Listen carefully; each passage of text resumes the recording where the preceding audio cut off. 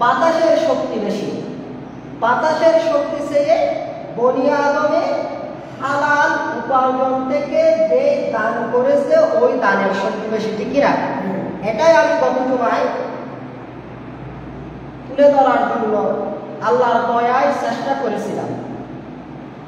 তাহলে এখানে আমরা গত জুমায় যেটা বুঝতে পেরেছি সেটা হচ্ছে দানের শক্তি অনেক, দানের শক্তি অনেক বেশি। তো আল্লাহর হাবিব মুহাম্মদ সাল্লাল্লাহু আলাইহি ওয়াসাল্লাম দানের গুরুত্ব বলতে কি এটা বলেছেন। আমরা অনেকে নফল রোজা রাখি না, ফরজ রোজা ছাড়া নফল রোজা রাখি। নফল রোজার গুরুত্ব কেমন দেখেন, আসিয়ামু জুন্নাতুন ওয়া হিসনুন হাসিনুম মিনান নার। নফল রোজা আল্লাহর বান্দাকে, যে রোজা রেখেছে তাকে জাহান্নাম থেকে মুক্তি দান করে। সুবহানাল্লাহ। দেখেন কত বড় গুরুত্বপূর্ণ, কত শক্তিশালী না? তারা আমরা জানতে পারলাম সদকার গুরুত্ব অনেক বেশি, নফল রোজার গুরুত্ব অনেক বেশি। আমরা আজ এমন একটা বিষয় জানার চেষ্টা করব। এরপর নফল সালাত আছে না, নফল নামাজ, নফল নামাজের গুরুত্ব আরো বেশি। হাদিস শরীফ আছে, হাদিসে কুদসিতে, যেটা শুধু বাসাটা রাসূলের, বাপটা সরাসরি আল্লাহ। সুবহানাল্লাহ। এটা হাদিসে কুদসি। হাদিসে কুদসিতে আসছে যে ফরজ নামাজ আদায় করলে বান্দা আল্লাহর প্রিয় হতে পারে। বান্দা আল্লাহকে ভালোবাসার উপযুক্ত হতে পারে। আর ফরজ নামাজের পর যদি কেউ নফল নামাজ পড়ে তখন ওই ব্যক্তিকে সরাসরি আল্লাহ ভালোবাসে। ফরজ নামাজ পড়ার মাধ্যমে বান্দা বুঝায় যে আমি আল্লাহকে ভালোবাসি। আর ফরজ পড়ার পর কেউ যদি নফল করে তখন আল্লাহ বলে যে আমি তোমাকে ভালোবাসি। সুবহানাল্লাহ। আমি আপনাকে ভালোবাসি, এটা আমি বলছি। যে আপনি যখন ফরজ পড়ার পর নফল করেন তখন আল্লাহ বলে যে আমি আপনাকে ভালোবাসি। সুবহানাল্লাহ। তাহলে নফল নামাজের গুরুত্ব আমরা বুঝতে পেরেছি, নফল রোজার গুরুত্ব আমরা জানতে পেরেছি, আর নফল সদকার গুরুত্ব আমরা অনুধাবন করতে পেরেছি, ঠিক কিনা? নফল রোজা, নফল নামাজ এবং নফল সদকার চেয়ে আরো বেশি শক্তিশালী জিনিস আল্লাহর কাছে আছে। ইতিহাস বুঝার জন্য আমি তিনটা কথা নিয়ে আসছি।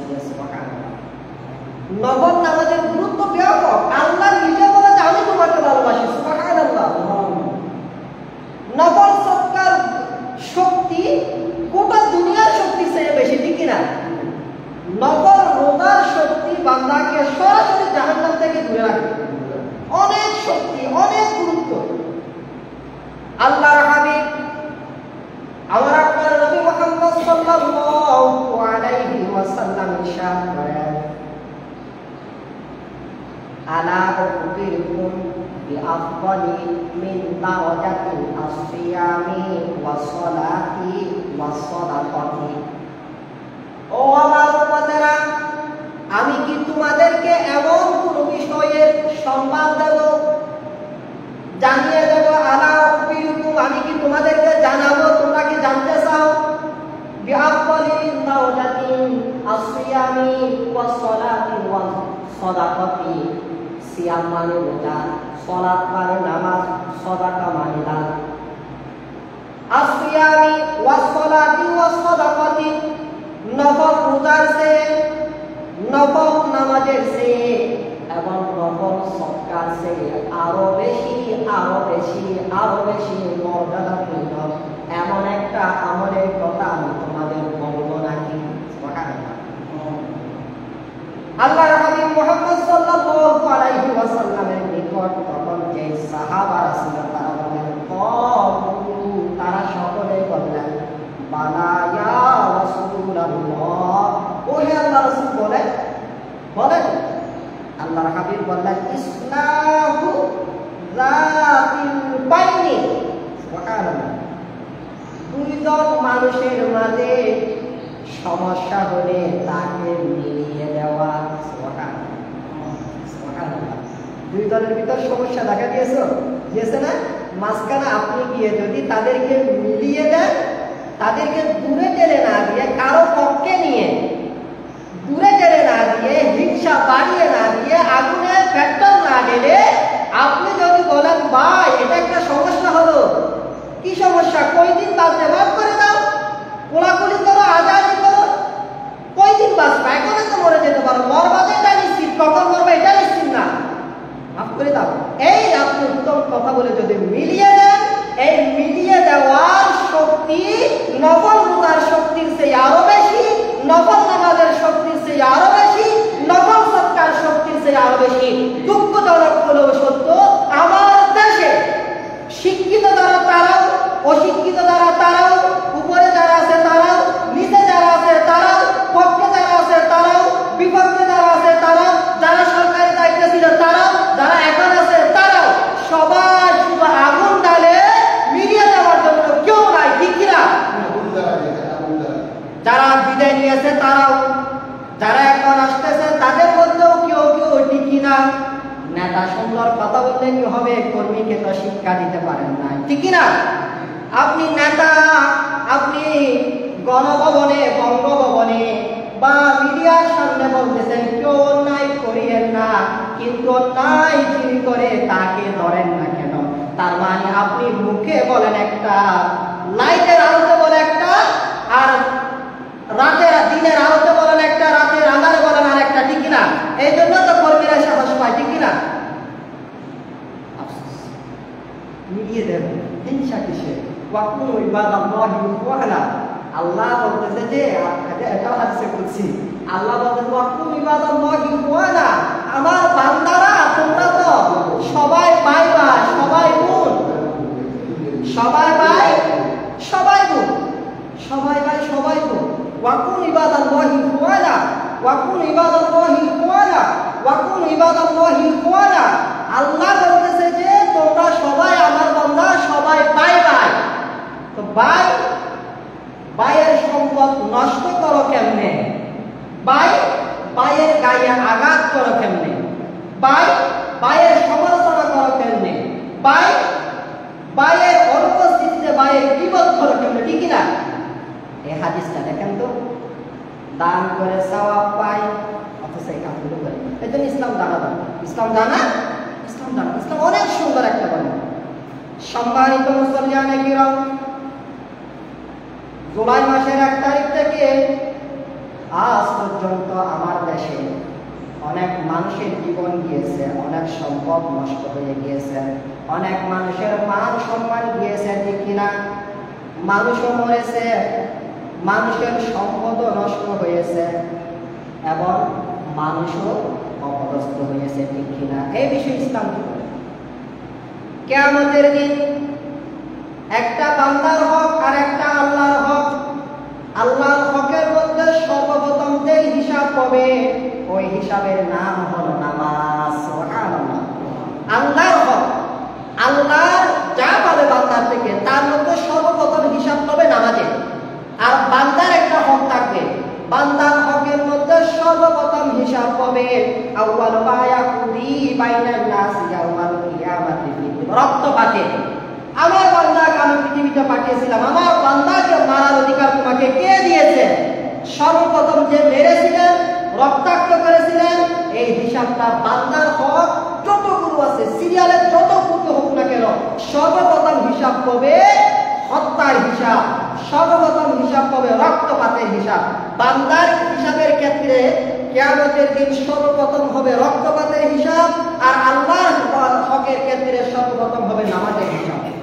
এখন আসুন, আল্লাহ সুবহানাহু ওয়া তাআলার রাসূল দেখেন, আমরা অনেক আমাদের হৃদয়ে এখন কেউ যদি, এই আমি আল্লাহ মসজিদে না, আহাব্বুল বিলাদ ইলাল্লাহি মাসাজিদুহা, আল্লাহর সৃষ্টি জগতে যত ঘর আছে সবচেয়ে দামি ঘর মসজিদ, দামি জায়গা মসজিদ। আর মসজিদগুলোর মধ্যে সর্বশ্রেষ্ঠ হলো বাইতুল্লাহ, মসজিদুল হারাম, ঠিক না? এরপর মসজিদে নববী, এরপর মসজিদে আকসা, বাইতুল আকসা। এই তিনটি হচ্ছে শ্রেষ্ঠ। সর্বশ্রেষ্ঠ জায়গাগুলোর মধ্যে সর্বশ্রেষ্ঠ জায়গা হলো মসজিদ। পৃথিবীতে যত মসজিদ আছে সব মসজিদগুলোকে যদি ভেঙে ফেলা হয়, যে ব্যক্তি ভাঙবে ওই ব্যক্তিকে আমরা কত বেশি ঘৃণা করবো? ঘৃণা করবো না?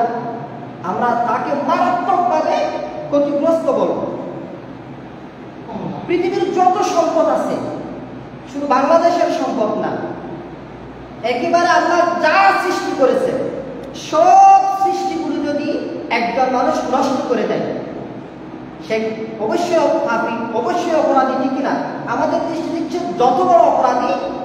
আল্লাহ বলতেছে, বান্দা গোটা দুনিয়া নষ্ট করে দেওয়ার পর আমার খানে কাবা সহ সমস্ত মসজিদ সহ মাদ্রাসা সহ গোটা পৃথিবী যদি কেউ ধ্বংস করে দেয়, এটা আমি আল্লাহ যতটুকু কষ্ট পাই, আমার জমিনে একজন মুমিনকে হত্যা করলে আমি আরো বেশি কষ্ট পাই। গোটা দুনিয়া নষ্ট করলে যতটুকু আল্লাহ কষ্ট পায়, একজন মুমিনকে যখন হত্যা করে আল্লাহ এর চেয়ে আরো বেশি কষ্ট পায়। যেমন আমি আপনাদেরকে বলি, কিছুদিন আগে, কয়েক বছর আগে এখানে আপনাদের একটা মুসলিম গ্রামে আগুন লেগেছিল না? সব অনেক ঘর এখানে আগুন জ্বলে লেগেছিল, ঠিক কিনা? আমরা অনেকে কষ্ট পেয়েছি, অনেকে কান্না করেছি, কিন্তু ওইটা মনে করে আমরা এখন তো আর কাঁদতেছি না, ঠিক কিনা? কাঁদতেছি? তখন কাঁদছিলাম, দোয়া করছিলাম, সাহায্য যে যতটুকু পেরেছে করেছে। কিন্তু আজ থেকে 10 বছর আগেও যে মায়ের একমাত্র সন্তান মৃত্যুবরণ করেছে, ওই মা তখনও কাঁদছিল, এখনো সন্তানের কথা মনে করলে কাঁদে কিনা? কাঁদে কিনা? কাঁদে। কেন? সন্তান তার কলিজার টুকরা, সম্পদের চেয়ে সন্তান তার কাছে বেশি প্রিয়। আল্লাহ বলতেছে, বান্দা গোটা দুনিয়া আমার কাছে যেমন প্রিয়, তার চেয়ে আরো বেশি একজন ঈমানদার আমার কাছে আরো বেশি প্রিয়। আল্লাহু ওয়ালিউল্লাযিনা আমানু, ঈমানদার যারা আল্লাহর ওয়ালি তারা, ঈমানদার যারা আল্লাহর প্রিয় তারা, ঈমানদার যারা আল্লাহর কাছে ওই মত সন্তান মার কাছে যেমন, ঈমানদার আল্লাহর কাছে তার চেয়ে আরো বেশি প্রিয়। লাকাতুল মুমিনিন আযযামু ইনদাল্লাহি মিন যাওয়ালিদ দুনিয়া, গোটা দুনিয়া নষ্ট করা আল্লাহর কাছে যত বড় অন্যায়, একজন মুমিনকে হত্যা করা আল্লাহর কাছে তার চেয়ে আরো বেশি অন্যায়। এখন আসলে এটা মুমিনের কথা, তা আপনি কি ইহুদিকে হত্যা করতে পারবেন না? খ্রিস্টানকে হত্যা করতে পারবেন না? ইহুদির সম্পদ নষ্ট করতে পারবেন না? খ্রিস্টানের সম্পদ নষ্ট করতে পারবেন না? আল্লাহর হাবিব বলেন, আমওয়ালুকুম কামওয়ালুনা, দিমাউকুম কাদিমাউনা। তোমার সম্পদ তোমার কাছে যেমন, তার সম্পদও তোমার কাছে তেমন হতে হবে। তোমার রক্ত তোমার কাছে যেমন, তার রক্তও তোমার কাছে তেমন হতে হবে। তোমার শরীর থেকে এক ফোঁটা রক্ত ঝরক তুমি চাও না, ইহুদি খ্রিস্টানের রক্ত শরীর থেকে এক ফোঁটা রক্ত ঝরক অন্যায়ভাবে তুমি কেমনে চাও? তোমার পকেট থেকে 10 টাকা কেউ লুট করে নিয়ে যাক তুমি চাও না, ইহুদি খ্রিস্টানের সম্পদ থেকে 10 টাকা লুট করার সাহস তোমাকে দিছে, অনুমতি দিছে কে? আবার নিজেকে মুসলিম দাবি করো, লজ্জা করা উচিত, ঠিক না? এখন আসো, শুধু মুসলিম নয়, অমুসলিমকে হত্যা করলে তো এভাবে গুনাহ। অমুসলিমকে হত্যা করার বিষয়ে দেখেন আল্লাহর হাবিব কি বলেছেন, মান কাতালা মুআহাদান লাম ইয়ারিহ রাইহাতাল জান্নাহ ওয়া ইন্না রিহাতাহা লাতুজাদু মিন মাসিরাতি 40 আমান। জান্নাতের ঘ্রাণ, জান্নাত এত ঘ্রাণ, এত সুগন্ধি হয়। জান্নাত থেকে কেউ যদি 40 বছর, জান্নাত থেকে 40 বছর দ্রুতগামী বাহনে চড়ে সুদা চলতে থাকে, কয় বছর? যে যখন স্টার্ট করছে, শুরু করছে, কোথাও থামবে না, তেল দিতে হবে না, একটা কিছু দিতে হবে না, দ্রুতগামী চলতে চলতে 40 বছর চলার পর যে জায়গায় যেতে পারবে, ওই জায়গা পর্যন্ত জান্নাতের ঘ্রাণ পাওয়া যায়। দেখছেন জান্নাতের ঘ্রাণ কেমন? আমরা আতর দিয়ে এখান থেকে একদিন 2 দিন জান্নাত এত সুগন্ধময়, বলা হচ্ছে যে লাতু জাদুনি মাসিরাতি 40 আমান, 40 বছর দ্রুতগামী বাহন ছাড়ার পর যে জায়গায় গিয়ে বলবে ওই যায় অত দূর পর্যন্ত জান্নাতের ঘ্রাণ পাওয়া যায়। যে ব্যক্তিটা শুধু মোমেনকে নয় অমুসলিমকেও হত্যা করে ওই ব্যক্তির জান্নাত পাবে না, জান্নাতের এত দূর পর্যন্ত তার অবস্থান হবে না, অর্থাৎ জান্নাত পাবে না, জান্নাতের ঘ্রাণও সে পাবে না। এই জন্য কোনো মুসলিমের গায়েও হাত দেওয়া কখনো মুসলমানের পরিচয় না, ঠিক না? এখন আসি আল্লাহ হাবিব মুহাম্মদ সাল্লাল্লাহু আলাইহি ওয়াসাল্লাম বললেন, আল মুসলিমু আখুল মুসলিম, মুসলমান মুসলমানের ভাই। এখানে কিন্তু কোনো দলের কথা বলেছে না, যে মুসলমান সে আমার ভাই। আপনি যে আমি আপনাকে দল দিয়ে পরিচয় করবেন না, ইমান দিয়ে পরিচয় করবেন, ঠিক কিনা? যে মুসলমান সে আমার ভাই, যে দলের হোক না কেন, দল আমার কাছে বিবেচ্য নয়, দল আমার কাছে আসন নয়। মুসলমান যে আমার ভাই, সে আমার আপন মায়ের ভাই, মায়ের পেটের আপন ভাই আমার কাছে যেমন, মুসলমান ভাইও আমার কাছে ঠিক তেমন, ঠিক না? এখন মুসলমানকে যখন ভাই হয়ে গেছে, কি করবেন না? 3টা কাজ করতে পারবেন না। যখন বললেন আমার ভাই, তাহলে তোমার ভাইকে তুমি 3টা কাজ কখনো করতে পারবা না। তোমার যাকে ভাই বলেছ তার উপর জুলুম করতে পারবা না। ওয়ালা ইয়াকুলুহু, তুমি তোমার মুসলমান ভাইকে লজ্জিত করতে পারবা না, শরম দিতে পারবা না। সরে তোমার প্রধানমন্ত্রীকে এই ধরনের কেন লাগে রিয়া এন্ডিলা ওয়া নদাইবু, তার প্রধানমন্ত্রী গাইতে তাই আইনা তো হস্তফা বাংলা নফা। আবার এটা বলে তাকে লজ্জা দেওয়া যাবে না। লা ইয়াকুলুহু, তাকে লজ্জিত করা যাবে না। ওয়ালা ইয়াকিরুহু, তাকে তুচ্ছ তাচ্ছিল্য করা যাবে না।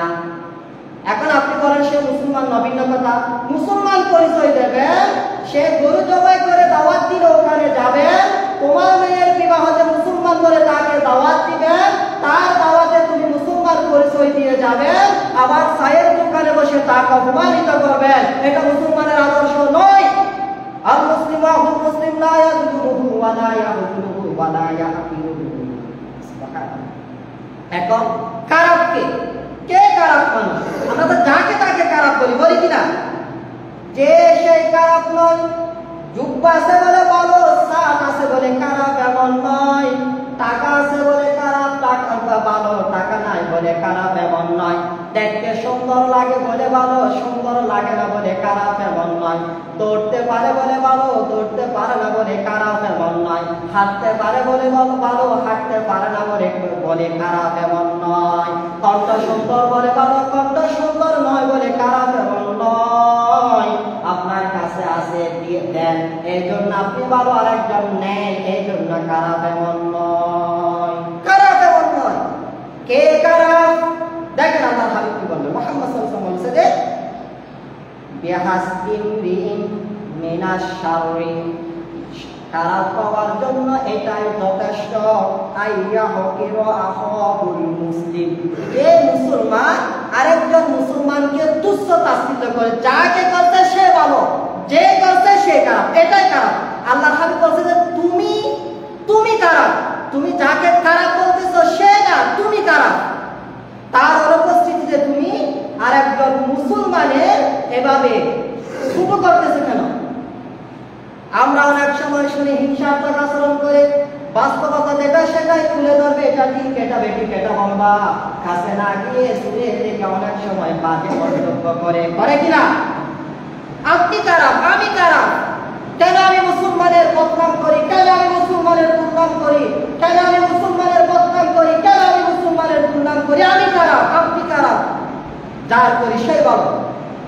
এরপর আল মুসলিমু কুল্লুল মুসলিমি আলাল মুসলিমি হারাম। মুসলমানের উপর মুসলমানের জন্য তিনটি জিনিস হারাম। মুসলমানের উপর আরেকজন মুসলমানের তিনটি জিনিস হারাম। এগুলো করছে মানে কবিরা গুনাহ করছে, মরবে মানে শাস্তি পাবে। কবিরা গুনাহ করলে পরকালে মাফ নাই, সগীরা গুনাহ করলে মাফ আছে। কুল্লুল মুসলিমি প্রত্যেক মুসলমানের জন্য, আলাদা প্রত্যেক মুসলমানের উপর, আলাদা মুসলিমি হারাম হারাম। একজন মুসলমানের উপর আরেকজন মুসলমানের জন্য তিনটি জিনিস হারাম। এগুলো করেছে মানে হারাম করেছে, অন্যায় করেছে, অপরাধ করেছে। এক, দামুহু, মুসলমান মুসলমানের রক্ত নিয়ে খেলতে পারবে না। নিজের ছেলের রক্ত যেমন পবিত্র, আরেকজন মানুষের ছেলের রক্ত ঠিক তেমন পবিত্র। হারাম কাজ। আর বান্দা যখন হারাম একটার পর একটা করে আল্লাহ তখন রেগে যায়, এটাও হাদিস আছে, এটা আজকের বিষয়। এরপর ওয়ামালুহু, মুসলমানের উপর মুসলমানের সম্পদগুলো নিরাপদ, সম্পদগুলো নষ্ট করা হারাম। নিজের রক্ত পাপ ঘটানো যেমন হারাম, সম্পদ নষ্ট করাও ঠিক তেমন হারাম। এরপর ওয়াইরুহু, তার মান সম্মান। মুসলমানের নিকট মুসলমানের রক্ত নিরাপদ, মুসলমানের নিকট মুসলমানের সম্পদ নিরাপদ, মুসলমানের নিকট মুসলমানের মান সম্মান নিরাপদ। মুসলমান রক্তপাত ঘটাবে তার মানে হারাম করবে, মুসলমান সম্পদ নষ্ট করবে মুসলমানের তার মানে হারাম করবে, মুসলমান মুসলমানের সম্মান হানি করবে তার মান সে কি করবে? হারাম কাজ করবে। সম্মানিত মুসলমান, এগুলো অন্যায়। এগুলো কি অন্যায়? এগুলো আমরা একের পর এক করে যাব, আর আমরা বলবো ওই ব্যক্তি ফেরেশতার মতো। মানুষ ফেরেশতার মতো কি জন্য? ফেরেশতার মান তো মানুষের মানুষে অনেক খারাপ। ফেরেশতা তো মানুষের খেদমত করবে, মানুষের গোলাম। আপনি মানুষকে ভালো বলতে গিয়ে ফেরেশতা বলেন কেন? কত মানুষকে তো ফেরেশতার মতো, আফসোস লাগে। ফেরেশতারও বানাই তো মানুষের খেদমত করিবেন না, তো ফেরেশতা তো মানুষের গোলাম, আর ভালো মানুষের পরিচয় ফেরেশতা দিকে উল্লেখ কর। আশ্চর্য বিষয়, বলে কিনা ফেরেশতার মতো, মানুষকে ফেরেশতার মতো হইতো। আশ্চর্য বিষয়, মানুষের মান তো ফেরেশতার মানুষের হাজার কোটি গুণ বেশি। ফেরেশতার বানাই তো মানুষের কি করে কিনা করে সাহায্য, মানসিককে তার জন্য নিরাপত্তা দেবে। এটা হাত দিয়ে গুণা ফলমান দরিদ্র আছে, এটা গুমদার দেখতে গুমদের নারী ভিতরে চলে হন মশাল কিনে হন ওই যে সাপ রাস্তায় আটকে সাহায্য, এ সাপ অনেকটার হল আপনি ফেরেশতারা বানাই তো মানুষের সেবা করি বিল্লাই, আর ভালো মানুষের পরিচয় যত হবে ফেরেশতার মতো। ইনারা করে ইনশাআল্লাহ দরকার নাই। মুসলমান বড় ভালো হলো মুসলমানই বার ভাই, আর বড় ভাই আর ছোট ভাই আর হারাম মানুষ সমকল্প, এতটুকু যথেষ্ট। এর চেয়ে বেশি কিছু বলার দরকার নাই। আমরা কারো প্রতি কারো কোনো হিংসা রাখবো না, হিংসা মারাত্মক। যাকে হিংসা করতেছেন হয়তো সে আল্লাহর কাছে ভালো, যে হিংসা করতেছেন ভালো শাস্তিতে সে কোথায় যাবে? দুদিকে যাবে। কি দরকার? যা হয়েছে হয়েছে, কেউ কারো কোনো প্রতিশোধের কোনো দরকার নাই। কার প্রতিশোধ নেব? আমার ভাই কি দরকার? তবে একটা হাদিস আমরা অনেকে বলি, মা বলে দিলে কেনই দেয়, এই হাদিস তো বলে দিয়েছেন কেন? আব্দুল্লাহ ইবনে উজ্জা, আব্দুল্লাহ ইবনে উজ্জা, একটু গড়ি দেখেন। আব্দুল্লাহ ইবনে উজ্জা বদরের যুদ্ধে সেই কুরাইশ ইসলামের বিরুদ্ধে বদরের যুদ্ধে ও কাফের কতগুলো রাসূলের হাতে বন্দী হয়েছিল না? আব্দুল্লাহ ইবনে উজ্জাও বন্দী হয়েছে। সে কান্নাকাটি করতেছে, আর করবো না, করবো, আমাকে ছেড়ে দেন, রাসূল তো রাহমাতুল লিল আলামিন। ঠিক আছে বাবা, তুই আমন করি তো নগর কর, ঠিক আছে ওয়ার সারি কি করতে দেয়? মুসলমানদের বিরুদ্ধে অমুসলিম অকুলের কবিতা আবৃত্তি করি করিরা উদ্বুদ্ধ করতে মুসলমান মানিবেন না, কবিতা করি করিরা উৎসাহ দিতে মুসলমান মানিবেন না, কাফের হবে তোরা দেখ দেখাই হতে আলোচন নয়। রাসূল সারি দিই কিছুদিন পর উহুদ যুদ্ধের দেশি আবার সাথে কবিতা করি করিরা কাফের উদ্বুদ্ধ করে মুসলমান মানিবেন না। সনি আপনি নগরী হয়েছিল আবার কই কিনা নগর করবে না বলে আবার করলো। সে আবার রাসূলের হাতে বন্দী হলো। বদরের যুদ্ধে রাসূল ছেড়ে দিয়েছে, আর করবে না বলে মুস্কি হারিয়েছে। এখন চুক্তি বলেছে। উহুদের যুদ্ধে আবার যখন করলেন, আবার রাসূলের হাতে সে ব্যক্তি ধরা গেলেন। এখন বলতেছে আর করবো না, আর করবো না। রাসূল বললেন প্রথমবার ধোঁকা খায় ইমানদার, দ্বিতীয়বার ধোঁকা খায় না। প্রথমবার ধোঁকা দিতে পেরেছো, দ্বিতীয়বার ধোঁকা দিতে পারবে না। ও সাহাবারা, এই ধোঁকাবাজকে হত্যা করো। মাফ কিসের মাফ? একবার মাফ। মোমেন রাসূলের কথা, রাসূল বলছে তাকে হত্যা করো। তাকে হত্যা করছে, একবার মাফ করে দিয়েছিল। আপনি যখন বারবার অপরাধ করবেন, আপনার জন্য মাফ নাই। ইসলাম হলো বলেছে যে তোমাকে হত্যা করতে হবে, তোমাকে মারতে হবে। এটা ইসলামের নীতি, এটা রাসূলের নীতি। আপনি যারা অপরাধ করেছেন তওবা করেন না, কানে ধরে বলেন না আর করবো না, আপনিও গোপনে আপনিও ফাঁকাফাঁকি করবেন, অমুকে ফাঁকা হবে। এই জন্য সমাজে বিশৃঙ্খলা। আপনি বলেন না আমি অপরাধ করেছি আর করবো না, মাফ করে দাও, ঠিক কিনা? আপনি এটা বলবেন না, আপনি বলবেন আপনার মতো করে আপনি বকাবকি করবেন, আরেকজনের মতো করে বকাবকি করবে। ইসলাম যে দুই দলের একজনে ইসলাম মানতেছে, এই জন্য তো দেশে শান্তি না। এই জন্য সব কানে মাপের কথা নাই। মাপ একবার কয়বার? লা ইউদাকুল মুমিনু মিন হুজুরিন ওয়াহিদিন মাররাতাইন। দুইবার মাপ নয়, একবার মাপ। আল্লাহ আমাদেরকে ইসলাম জেনে তো এগুলো জানার জন্য করতে হবে। তো আপনারা কেউ আপনাদের সন্তানদেরকে মাদ্রাসায় দেন না, কোথায় দেন? এগুলো যেখানে নাই সেখানে পড়া, এই জন্য এগুলো জানে না, ঠিক না? আল্লাহ তাআলা আমাদেরকে আপনার কি যথাযথ মেনে, যথাযথ জেনে মেনে আপনার সন্তুষ্ট অর্জন করে, আপনার নবীর ওয়ারিস হিসাবে, আপনার নবীর একজন উম্মত হিসাবে এই জমিনে যতদিন আপনি বাঁচিয়ে রাখবেন, আপনার হুকুম মেনে আপনার হাবিবের আদর্শ অনুযায়ী চলার তৌফিক দিন। বলুন আল্লাহুম্মা আমিন। ওয়া মা তাওফীক ইল্লা বিল্লাহ। আসসালামু আলাইকুম ওয়া রাহমাতুল্লাহ।